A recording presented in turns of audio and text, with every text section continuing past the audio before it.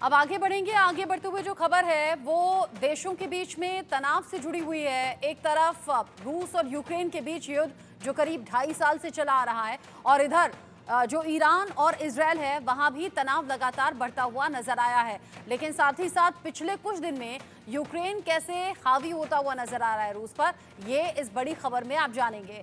Kursk में रूस का डिफेंसिव ऑपरेशन अब तेज हो गया है क्योंकि यूक्रेनी सेना रूस की सीमा में घुस गई है। ऐसे में यूक्रेन पर फैब 3000 हमले की तैयारी अब हो रही है। आज रात रूस ये भीषण हमला कर सकता है, यानी यूक्रेनी सेना जो रूस के हिस्से में घुसी, रूस की सीमा में घुसी, अलग अलग गांव, अलग अलग कस्बों पर हमले किए, फिर वहां कब्जा किया, रूस के झंडे हटाए उतारे, उससे भड़क गया रूस। और व्लादिमीर पुतिन को ये बात कतई बर्दाश्त नहीं हुई, जिसके बाद अब तैयारी की जा रही है इस पर जवाब देने की। और इस तैयारी के तौर पर देखा जा रहा है कि रूस ने की है बड़ी तैयारी और यूक्रेन पर फैब 3000 हमले की तैयारी अब रूस ने कर ली है। रूसी सैनिक अब तेजी से आगे बढ़ते हुए नजर आ रहे हैं। कुर्स्क में रूस का ये डिफेंसिव ऑपरेशन अब तेज कर दिया गया है। ऐसा हम क्यों कह रहे हैं, डिफेंसिव ऑपरेशन हम क्यों कह रहे हैं, क्योंकि ये रूस की सीमा और रूस की सीमा के भीतर यूक्रेनी सैनिक दाखिल होते हैं, एक के बाद एक हमले करते हैं और उसके बाद कब्जा करना शुरू कर देते हैं। यानी कि यूक्रेन में जो रूस ने किया, अब वही यूक्रेनी सैनिक रूस में करते हुए नजर आ रहे हैं। यानी कि पहले रूस ने जो बीज बोए उन्हें अब रूस काटने की कोशिश कर रहा है।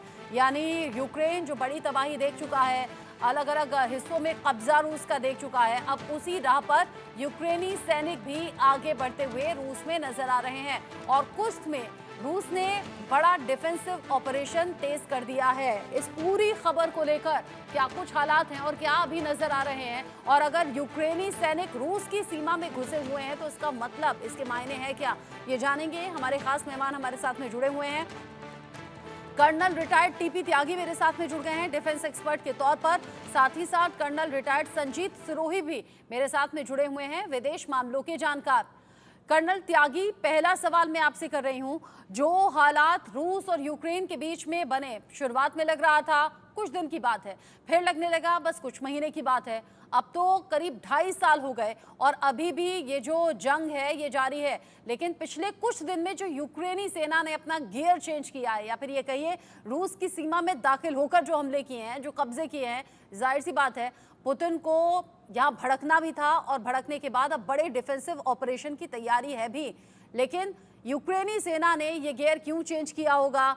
रूस की सेना ये जो डिफेंसिव ऑपरेशन तेज कर रही है, डिफेंसिव होना या अटैकिंग होना, इन दोनों चीजों में अंतर क्या है और अभी कौन आगे कौन पीछे है? देखिए, सबसे पहले तो ये बताऊं कि ये जो 1 हफ्ते में खत्म होने वाली ऑपरेशन थी, वो करीब करीब 3 साल तक इसलिए खिंच रही है कि एक देश के अगेंस्ट में 32 देश लड़ रहे हैं। ये कहना तो गलत है कि ये रशिया और यूक्रेन का युद्ध है, इसमें पूरे नाटो है। अब तो ये भी सबूत है कि उनके ट्रेनर्स तो पहले थे, अब उनके बूट ऑन द ग्राउंड है, जो रशिया की जमीन के ऊपर भी मारे गए हैं।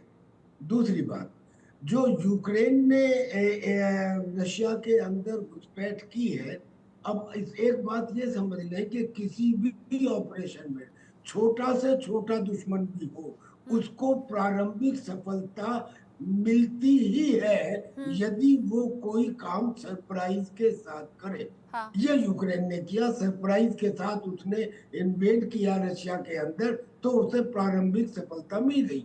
लेकिन इसको फाइनल जीत नहीं कहा जा सकता। कारण कई है। पहला तो यही कि उसी रशिया ने अपना डिफेंस स्ट्रॉन्ग कर दिया एक नीति के अंतर्गत। नीति क्या थी? नीति ये थी कि जो डोनेस्क और लुहांस्क में रशिया ने एरिए ऑलरेडी जीत रखे हैं, वो उनको नहीं छोड़ना चाहता, और यूक्रेन का ये इरादा था कि हम उन्हें यहाँ फंसा के उन एरिया को ले ले, लिहाजा इसलिए वो थोड़ा सा बढ़त बना पाए। आगे नहीं बढ़ा पाएंगे, कारण ये कि इतिहास अपने आप को दोहराता है। दूसरे महायुद्ध में भी हिटलर ने यही गलती की थी, और जब वो अंदर घुसते चले गए तो उनकी सप्लाई लाइन काट दी गई थी। लिहाजा अभी से ये कह देना कि यूक्रेन ने कोई बड़ी भारी सफलता प्राप्त कर ली है, गलत है। अब जहां तक रूस की बात है कि डिफेंस और ऑफेंस दोनों, ऑफेंस कर रहा है वो डोनेस्क में और लुहांस्क में, और डिफेंड कर रहा है यहाँ खास तौर पे किस चीज को, कुर्स्क को नहीं कर रहा वो डिफेंड। वो डिफेंड कर रहा है अपनी एक तो गैस सेंटर जो सुजाब में है, और दूसरा उसका जो पावर प्लांट है, जो पावर प्लांट है, क्योंकि अगर उस पावर प्लांट में यूक्रेन ने अंडर एनी सर्कमस्टांसेस ब्लास्ट कर दिया तो समुद्र से जमीन की तरफ को हवा का बहाव रहता है, यानी उस डर्टी रेडिएशन का इफेक्ट सबसे ज्यादा रशिया पे होगा। और ये काम यूक्रेन दोनों जगह करेगा, अगर वहां करता है तो भी, और अगर जयपुर एरिया के प्लांट में वो करता है तो उससे जो इफेक्ट है वो यूरोप में पड़ेगा। जो चाहता है यूक्रेन के किसी तरह से, मेरे ऊपर तो हालत खराब हो ही गई है, अब पूरा का पूरा नाटो डायरेक्टली रशिया के साथ आ जाए, लिहाजा एटॉमिक ब्लास्ट चाहे कुर्स्क में हो न्यूक्लियर प्लांट के ऊपर, या जयपुर एरिया में हो, नेचुरल उसका कंक्लूजन यही है कि it will be done by Ukraine, not bye Russia. लेकिन अगर ऐसा होता है तो फिर रशिया एटॉमिक अटैक करेगा। तो खैर, मैं आपने जो बात पूछा था डिफेंस और ऑफेंस का, तो वो ऑफेंसिव तो डोनेट्स में है। अभी अभी उसने 2 दिन पहले ही एक बड़ा सेटलमेंट, जिसमें 2 साल से लड़ाई चल रही थी, जिसमें सबसे ज्यादा पॉपुलेशन है, उसके ऊपर कब्जा कर लिया है। और बताया जाता है कि ये यूक्रेन की फ्रंट लाइन थी उस एरिया के अंदर, जिसे उसने ध्वस्त कर दिया है। ये उसने ऑफेंसिव एक्शन लिया। और डिफेंसिव एक्शन यहाँ पे इसलिए क्योंकि अभी कुर्स्क में ऑफेंसिव एक्शन लेने की जरूरत नहीं है। कारण ये कि ऑफेंसिव एक्शन में आपको कम से कम दुश्मन के 3 गुना ज्यादा फौज को अपने साथ है। फौज की सिपाहियों की कमी है, और सिपाहियों ने जो वहां पे सरेंडर किया वो ऐसा नहीं है कि यूक्रेन के जो सिपाही है वो बहुत ज्यादा शौर्यवान है। वो इसलिए है क्योंकि उन्होंने एक ऐसी नीति का इस्तेमाल किया, पहले तो फ्रंट लाइन तोड़ने के लिए रोबोटिक डॉग्स का इस्तेमाल किया, हाँ। और फिर चेचना ग्रुप के लोगों को पीछे लगा दिया कि जो कोई पीछे हटता है उसे गोली मार दो, लिहाजा सिपाही वापस जाने लगे और उन्हें सरेंडर करना पड़ा। तो इसलिए मैं नहीं समझता कि ये यूक्रेन की विजय कही जा सकती आप है। कह रहे हैं कि स्ट्रेटजी में चेंजेस जरूर आए हैं, लेकिन आप ये भी नहीं मानते कि रूस यूक्रेन के बीच युद्ध है, क्योंकि जाहिर सी बात है नेटो देशों का हाथ इसमें लगातार यूक्रेन के साथ में मिला हुआ है, जिसकी वजह से युद्ध में टिका भी हुआ है यूक्रेन अभी तक, वरना कब का निस्तनाबूद भी हो चुका है और बर्बाद भी हो चुका है, तबाही के निशान भी हैं, और युद्ध में घुटने टेकने के अलावा विकल्प फिर कुछ बचता नहीं जेलेंस्की के पास। लेकिन साथ ही साथ एक बड़ा अपडेट भी है, ब्रिटिश कर्नल की पुतिन को बड़ी चेतावनी यहां पर सामने आई है। पुतिन को जहर देकर मारा जा सकता है, ये ब्रिटिश कर्नल ने चेतावनी दी है। साथ ही वो कह रहे हैं पुतिन के दुश्मन कुर्स्क हमले के बाद से और ज्यादा सक्रिय हो गए हैं, पुतिन को नाकाम नेता करार दिया जा सकता है। ये बड़ी खबर पुतिन के दुश्मन को लेकर, कैसे पुतिन के दुश्मन सक्रिय हो गए हैं, ब्रिटिश कर्नल की कैसे पुतिन को बड़ी चेतावनी सामने आई है, पुतिन को नाकाम नेता करार दिया जा सकता है। जो रूस यूक्रेन के बीच का युद्ध चल रहा है उस बीच अब यूक्रेन की जो भूमिका है वो अभी भी डिफेंसिव मोड में रही, लेकिन अभी पिछले कुछ दिन में जब वो रूस की सीमा में दाखिल हो गया है तो वो अटैकिंग मोड में नजर आ रहा है। लेकिन यहाँ जो अलग अलग तरीके से सिचुएशन है, कुर्स्क में भारी तैनाती अभी नजर आ रही है दोनों ही तरफ से सैनिकों की। साथ ही साथ एक बड़ा अपडेट आप जानिए, यूक्रेन से कई रूसी कमांडर्स की वापसी अब होने लगी है। ये इसे नाकामी ना कहें तो क्या कहें, और इसीलिए पुतिन को लेकर कर्नल की तरफ से ये बड़ी टिप्पणी की गई है। यूक्रेन से सेना की कई ब्रिगेड वापस लौट रही हैं। 500 सैनिक यूक्रेन से कुर्स्क में शिफ्ट किए गए हैं, क्योंकि कुर्स्क में वहां यूक्रेनी सैनिकों ने मुश्किलें बढ़ा दी हैं। पुतिन कुर्स्क में 20,000 सैनिक भेजेंगे, यानी कुर्स्क जहां पर डेरा डाल लिया यूक्रेनी सैनिकों ने, जहां रूस की टेंशन बढ़ा दी, अब यूक्रेन से निकालकर सैनिकों को कुर्स्क भेजने की तैयारी है। कर्नल संजीव सिरोही, ये जो हालात अभी बने हुए हैं, क्या ये भी स्ट्रैटेजी का पार्ट हो सकते हैं यूक्रेनी सैनिकों के लिए कि हम रूस की सीमा में जाएं, हमले करें, तब वो यूक्रेन से सैनिकों को निकालेंगे, अपनी सेना को निकालकर फिर अपनी ही सुरक्षा में यहां लगा दें? बिल्कुल रचना जी, बिल्कुल आपने सही कहा है। ये एक स्ट्रेटेजी का, किसी भी लड़ाई में ये एक स्ट्रेटेजी हमेशा काम करती है कि जैसे 2-2.5 साल से ज़्यादा हो गए और अभी तक जो है रशिया जो था वो हावी था और वो अटैक करे जा रहा था यूक्रेन के ऊपर। अभी इसको काउंटर ऑफेंसिव करने के लिए यूक्रेन ने कर्स्क में घुस के जो है काफी अंदर जाके और एक इम्बैलेंस सा बना दिया रशिया के लिए कि अब क्या किया जाए। अब रशिया के लिए दो समस्या है। सबसे पहले तो उनको वो जो यूक्रेनियन सैनिक वहां पहुंचे उनको उस एरिया को स्टेबलाइज करना, और जैसे कर्नल त्यागी साहब ने बताया है वहां पे जो है बड़े स्ट्रेटेजिक एसेट्स हैं जिनको सिक्योर करना या जिनको डिफेंड करना बहुत जरूरी है। तो पहले तो रशिया ने ये किया है कि वो जो अपने एसेट्स हैं उनको सिक्योर किया, उनको डिफेंड किया है, और उसके बाद अब जो है काउंटर ऑफेंसिव करने के लिए रशिया को सेना की जरूरत पड़ेगी। तो वो जो है यूक्रेन की जहां पे अभी हाई प्रायोरिटी नहीं है वहां से, और इसमें कोई ये नहीं है कि रशिया हार रहा है इसलिए वो सैनिकों को वापस ला रहा है। ये जो है लड़ाई में ये सब चीजें चलती रहती है, कहीं से सैनिक निकाले जाते हैं, कहीं पे रीइंफोर्स किए जाते हैं। तो रशिया जो है ये कहना इस स्टेज पे कि रशिया युद्ध हार रहा है और जो है पुतिन के जो है खिलाफ लोग खड़े हैं, ये एक नॉर्मल लड़ाई में ये होता है। और जो लड़ाई 2.5 साल से चल रही है ये उसमें नॉर्मल बात है, कोई इसमें इतनी अचंभे की बात नहीं है कि वहां से सैनिक 500 सैनिक निकले। 500 सैनिक क्या होते हैं, एक बटालियन भी नहीं होती है। तो ये कोई इतनी बड़ी चीज नहीं है, ना ये हमको इसकी इतनी वो देनी चाहिए। पर हाँ ये जरूर है कि यूक्रेन ने रशिया में घुस के कर्स्क एरिया में उनके जो स्ट्रेटेजिक एसेट्स है उनको थ्रेटन किया है, जिसकी वजह से रशिया एक टाइम के लिए इम्बैलेंस हो गया। और उस इम्बैलेंस को अब बैलेंस करने के लिए रशिया ने पहले अपनी सिचुएशन को स्टेबलाइज किया है, और उसके बाद स्टेबलाइज करने के बाद अब रशिया जो है काउंटर ऑफेंसिव वहीं पे लॉन्च करेगा। उसके अलावा बाकी यूक्रेन में भी रशिया ने बड़ी तरक्की की है, उनके स्ट्रेटेजिक टाउन है, उनका ट्रांसपोर्ट जो हब है वहां पे जो अटैक चल रहा है। तो ये जो है दोनों तरफ से लड़ाई चल रही है। लेकिन इसमें मैं आपको बता दूं 2.5 साल से बर्बादी यूक्रेन की हो रही है और आगे भी बर्बादी यूक्रेन की होगी। लेकिन नेटो और ये देश जो फोटोग्राफ सपोर्ट कर रहे हैं हैं, उसकी वजह से भी ये युद्ध अभी तक टिका हुआ है, जैसा अभी कर्नल त्यागी की तरफ से भी कहा गया। एक और अपडेट है, जेलेंस्की ने ब्रिटेन पर कुछ सवाल उठाए हैं, लॉन्ग रेंज मिसाइल पर बोले हैं जेलेंस्की कह रहे हैं कि मदद में शर्तें नहीं होनी चाहिए। ब्रिटेन ने स्टॉर्म शैडो मिसाइल पर कहा था रूस के अंदर मिसाइल इस्तेमाल ना करे।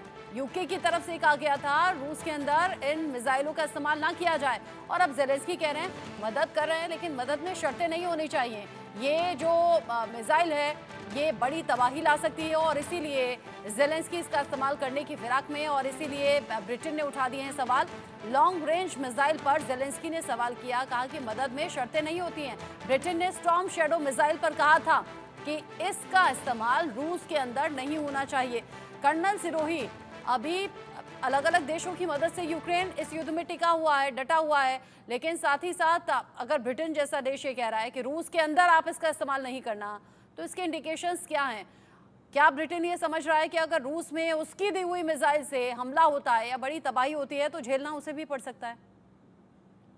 रचना जी बिल्कुल आपने इसको खुद ही इसको जो है सवाल पूछा और खुद ही इसका जवाब दे दिया। इसका मतलब ये है कि अभी आप देखेंगे कि यूके ने कहा कि हमारी मिसाइल इस्तेमाल ना करो, क्योंकि उनकी मिसाइल अगर रशिया में इस्तेमाल होती है तो मैं आपको बता रहा हूं कि फिर जो है ये लड़ाई नाटो वर्सेस रशिया हो जाएगी, जो कि नाटो भी अवॉइड करना चाहते हैं, रशिया भी अवॉइड करना चाहते। अभी हाल ही की खबर आई कि पोलैंड के इसको रशिया ने वार्न किया है कि अगर रशिया कोई लॉन्ग रेंज मिसाइल मारता है और पोलैंड उसको इंटरसेप्ट करता है और यूक्रेन में लगने से पहले उसको इंटरसेप्ट कर देता है, तो वो भी एक तरह का हमला रशिया के ऊपर माना जाएगा और रशिया उसका मुंह तोड़ जवाब देगा। तो कोई भी देश जो है मदद करने के लिए तैयार है, सिर्फ यूक्रेन में। लेकिन अगर आप उन हथियारों को रशिया की टेरिटरी में, रशिया के जो डिफेंसेस हैं रशिया के अंदर, उनके लिए इस्तेमाल करोगे तो ये एक डायरेक्ट थ्रेट है रशिया को नाटो कंट्री से, और वो पुतिन बिल्कुल बर्दाश्त नहीं करेंगे। और वो इस स्टेज पे पहुंच चुके हैं, उनके लिए अब सिचुएशन डू एंड डाई है, क्योंकि 2.5 साल से लड़ाई चल रही है और वो बिल्कुल नहीं झिझकेंगे कि वो टैक्टिकल और न्यूक्लियर वेपन्स का भी इस्तेमाल करें अगर उसकी स्थिति कर्स्क में खराब होनी शुरू हो जाती है। तो ये बिल्कुल यूके ने ठीक कहा है। और जहां तक जेलेंस्की का सवाल है, वो ये कह रहे हैं कि शर्त नहीं होनी चाहिए। शर्त इसलिए नहीं रखी गई है ताकि ये लड़ाई एस्केलेट ना हो जाए, लड़ाई इतनी ना बढ़ जाए कि रशिया वर्सेस नाटो हो जाए। और अगर ये हो गया तो फिर ये जो क्योंकि है पुतिन इस का लड़ाई नेचर का बाकी देश भी जान रहे हैं, समझ रहे हैं कि एक बार कदम आगे बढ़ाएंगे तो पीछे खींचेंगे नहीं। इसी के साथ एक और अपडेट है, कुर्स्क हमले पर बोले हैं पहली बार जेलेंस्की। रूसी बॉर्डर पर हम बफर जोन बनाना चाहते थे, ये जेलेंस्की की तरफ से बयान सामने आया। वो कह रहे हैं कि फ्रंट लाइन पर रूसी हमले रोकने के लिए ये बफर जोन तैयार किया जा रहा था और इसीलिए ये कदम उठाया गया। रूसी इलाके में सैन्य ठिकाने हमारा पहला टारगेट है, हम रूस को ज्यादा से ज्यादा नुकसान पहुंचाएंगे। यानी ये हमले तो हुए, लेकिन हमले होने के साथ साथ ये भी जेलेंस्की की तरफ से बता दिया गया कि कैसे सीमा पर बफर जोन बनाना चाहते हैं और हम रूस को ज्यादा से ज्यादा नुकसान पहुंचाएंगे। यानी अब इसमें कोई भी इफ एंड बट बचा नहीं है। टीपी त्यागी सर, यहाँ पर जेलेंस्की साफ कह रहे हैं कि हम तो फ्रंट लाइन पर यहाँ बफर जोन बनाने की तैयारी में, रूसी इलाके पर यह हमारा टारगेट और ज्यादा से ज्यादा नुकसान भी हम पहुंचाएंगे रूस को। यानी जेलेंस्की शायद ये भूल गए हैं कि रूस जब पलटवार करेगा तो तबाही पहले से कहीं ज्यादा बड़ी हो सकती है। देखिए, क्या इससे पहले यूक्रेन जितना पॉसिबल हो सका उसको नुकसान नहीं पहुंचा रहा था? हमारे साथ में क्या प्रॉब्लम है कि जब भी कोई नैरेटिव दिया जाता है, हम उस नैरेटिव के हिसाब से एनालाइज करना शुरू कर देते हैं। असलियत में ये नैरेटिव ही गलत है। जो बफर जोन बनाना चाहते हैं, इनको 2.5 साल बाद याद आया कि बफर जोन बनाना चाहते हैं। असलियत में क्या चाहते हैं? असलियत में ये है कि डूबने वाले को हमने जब दिया साहिल से हाथ, वो हमें भी डूबने का मशवरा देने लगे। ये चाहता है यूक्रेन पहले दिन से कि किसी तरह से इस युद्ध में नाटो भी डायरेक्टली रूस के साथ अगेंस्ट शामिल हो जाए, ताकि ये युद्ध केवल मेरा और रशिया का ना रहे, नाटो का भी हो। अभी तक तो वो इनडायरेक्टली चल रहा था, लेकिन अब वो चाहता है कि डायरेक्टली उसके जो फुटप्रिंट्स है वो इसमें आ जाए। ये है कारण। और इसके बाद में बैटल ग्राउंड के अंदर इंफॉर्मेशन वॉरफेयर में ये चीजें चलती हैं। क्या ये जैसे अब तक अगर इनके हिसाब से चले या अमेरिका के हिसाब से चले तो रशिया के प्रेसिडेंट 15 बार मर गए होते। कभी उनको पैरालिसिस था, कभी वो बोल नहीं सकते थे, कभी हाथ हिलता था। तो ऐसे ही ये बहुत सारी चीजें प्रोपेगेंडा में की जा रही हैं। उस प्रोपेगेंडा के अंदर रशिया कमजोर है, बिकॉज ज्यादातर वो प्रोपेगेंडा वेस्ट के हाथ में है, इंटेलिजेंस वेस्ट के हाथ में है। लेकिन मेजर पावर रशिया के साथ है। रशिया ने ये पुराने समय में दिखाया है, सेकेंड वर्ल्ड वॉर में हिटलर और यह नेपोलियन, वो भी यहाँ से निकल के चले गए। ये लड़ाई इतने दिन तक इसलिए चलती रही क्योंकि पूरा नेटो इसमें इनके साथ रहा, यूक्रेन के प्रेसिडेंट के साथ में। और मैं अब ये कहता हूँ कि जब से इन्होंने के अंदर इन्वेड किया है, क्या तब से यूक्रेन के करीब 20 शहरों का एक शमशान घाट जैसा हाल नहीं हो गया है? लिहाजा हो क्या रहा है? सबसे बड़ा दुश्मन यूक्रेन का रशिया नहीं, अमेरिका है, या ये नेटो देश है जो उन्हें हथियार देते हैं और बाद में बदले के उसके अंदर उसका एरिया जो है वो तबाह हो जाता है। अभी तो ये कुर्स्क में है, कुर्स्क के अंदर तो इनका थोड़ा बहुत जो ऑक्यूपेशन है वो टेम्परेरी है, लेकिन रशिया ने तो करीब 25% इलाका जीत लिया यूक्रेन का। यूक्रेन को क्या मिला? थोड़ा बहुत नुकसान रशिया को, उस नुकसान रशिया को तो हुआ, यूक्रेन को क्या मिला? समझ में ये नहीं आता कि यूक्रेन के जो लोग हैं वो खड़े होके क्यों नहीं सामने आते इसके सामने, जेलेंस्की के सामने, कि तुम कैसे स्टेट्समैन हो? तुमने एक जरा सी जिद, यानी कि मुझे नेटो में शामिल कर लो, उसके लिए पूरे देश को बर्बाद करवा दिया। आप इसको लॉजिकली सोच के देखिए, ये टोटल इलॉजिकल लड़ाई चल रही है। और रशिया ने बहुत ही धैर्य से काम लिया है। अब तक उसने यूक्रेन के साथ फुल स्केल वार नहीं किया, उसने इसे स्पेशल मिलिट्री ऑपरेशन बताया। अब अगर जब रेड लाइन के बाद क्रॉस होती जाएंगी, और जैसे मेरे रेस्पेक्टेड को पैनलिस्ट ने बताया, अगर कर्च ब्रिज के ऊपर बात आ जाएगी या क्रीमिया पे आ जाएगी, तो फिर आप समझ लीजिए कि टैक्टिकल वेपन्स जो ऑलरेडी बेलारूस के अंदर अटैक करने के लिए तैयार है, और रशिया ने हर समुद्र के अंदर तैयार कर दी है। ब्लैक सी हो, आर्कटिक सी हो, मेडिटेरियन सी हो, हर सी के अंदर वो तैयार है। लिहाजा इन एनी केस ये सिचुएशन के अंदर यूक्रेन जो कर रहा है वो गलत है, उसको अभी नेगोशिएटिंग टेबल पर आ जाना चाहिए। अब वो आने वाले वक्त में भी आता है या नहीं आता, नेगोशिएट की जाएंगी चीजें या नहीं की जाएंगी, या फिर ऐसे ही तबाही झेलता रहेगा यूक्रेन, ये वक्त बताएगा। लेकिन एक और बड़ा अपडेट है, अब बेलारूस का जंगी मोर्चा जल्द ही खुल सकता है। जो जानकारी है, बेलारूस के राष्ट्रपति लुकाशेंको का बयान इन सभी सिचुएशंस के बीच में सामने आया है। सीमा पर 1,20,000 यूक्रेनी सैनिक होने का दावा किया जा रहा है। बेलारूस के राष्ट्रपति लुकाशेंको ने ये बयान दिया है। सीमा पर 1,20,000 यूक्रेनी सैनिक, जल्द ही बेलारूस का जो जंगी मोर्चा है वो खुल सकता है। कर्नल संजीव, कैसे देखें बेलारूस के इस बयान को? बेलारूस के राष्ट्रपति कह रहे हैं जल्द ही जंगी जो मोर्चा है वो खुल सकता है। देखिए, बेलारूस के जो प्रेसिडेंट कह रहे हैं वो बिल्कुल ठीक कह रहे हैं, क्योंकि बेलारूस जो है रशिया का एक तरह का वो देश अलग है, लेकिन आप ये मान के चलिए कि वो रशिया के बिल्कुल साथ है।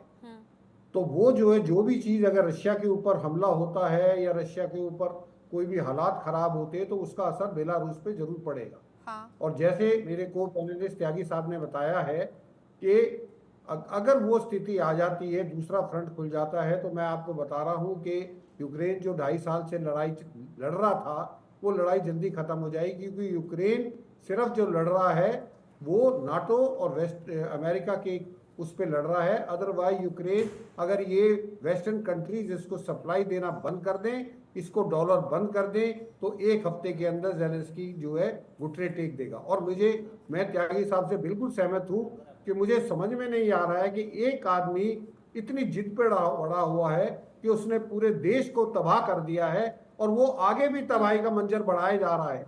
आप जो है रशिया से पंगा ले रहे हो, रशिया के अंदर घुस रहे हो, हाँ। वो क्या सोच के घुस रहा है कि आप जो है रशिया के अंदर अगर जाके भविष्य के जो बारे आप में वाकई सोचा होता तो 2.5 साल का ये लंबा वक्त तो गुजरता नहीं, और अब बेलारूस भी मोर्चा खोलने की तैयारी कर रहा है, यानी कि बड़ी तबाही अभी आगे आने वाले वक्त में देखने को मिल सकती है। कर्नल त्यागी, कर्नल सिरोही, बहुत शुक्रिया आप दोनों का इस डिस्कशन में साथ में रहने के लिए। रूस यूक्रेन के बीच में जो हालात हैं वो अभी दूर दूर तक सुधरते हुए तो नहीं दिख रहे, और उधर दूसरी तरफ ईरान और इजराइल जहां पर जंग छिड़ती हुई नजर आ रही है। इजराइल और हमास के बीच में युद्ध के बाद पनपे हालात ने मिडिल ईस्ट में तनाव पैदा कर दिया है। अब ईरान और इजराइल के बीच भी जंग के आसार बनते हुए दिखाई दे रहे हैं। इन सभी के बीच अमेरिका अपने दोस्त इजराइल की मदद करने के लिए पूरी तरह तैयार है। यूएस ने नेवी के 34 जंगी जहाज उतार दिए हैं। ऐसा लग रहा है कि किसी बड़े वॉर की तैयारी की जा रही है।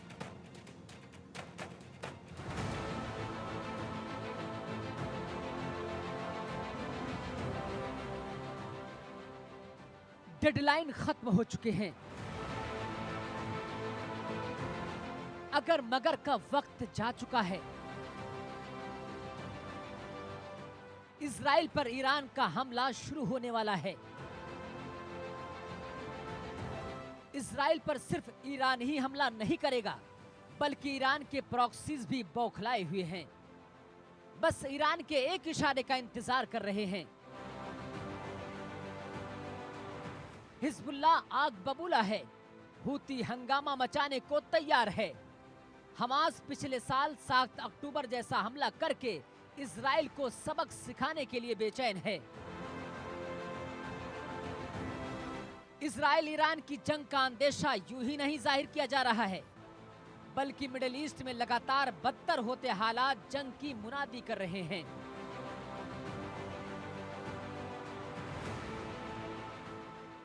और कभी भी किसी भी वक्त मिडिल ईस्ट में विध्वंसक युद्ध की आहट सुनाई दे रही है।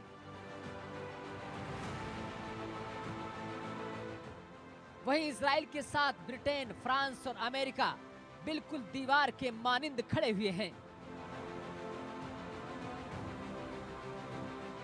एक तरफ अरब में विनाश चिंगारी भड़काने का खतरा है, तो दूसरी तरफ अमेरिकी जंगी तैयारियां मिडिल ईस्ट में बड़ा इशारा कर रही हैं।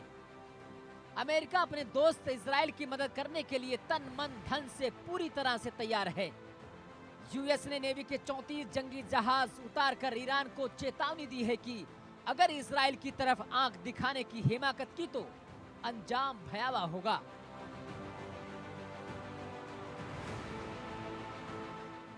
अब ऐसा लग रहा है कि किसी बड़े वॉर की तैयारी की जा रही हो।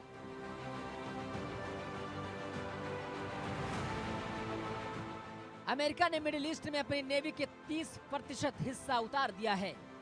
अमेरिकी नेवी ने भूमध्य सागर और उसके आसपास 34 जंगी जहाज तैनात किए हैं। इतने सारे जंगी जहाज, पनडुब्बी, फाइटर जेट्स और मिसाइलों को देखकर अनुमान लगाया जा रहा है कि अमेरिका अपने मित्र देश इजराइल की मदद में कोई कोर कसर नहीं छोड़ना चाहता। Carrier strike group Abraham Lincoln भूमध्य सागर तक पहुंचने वाला है और परमाणु मिसाइलों से लैस पनडुब्बी यूएसएस जॉर्जिया भी पहुंच चुकी है।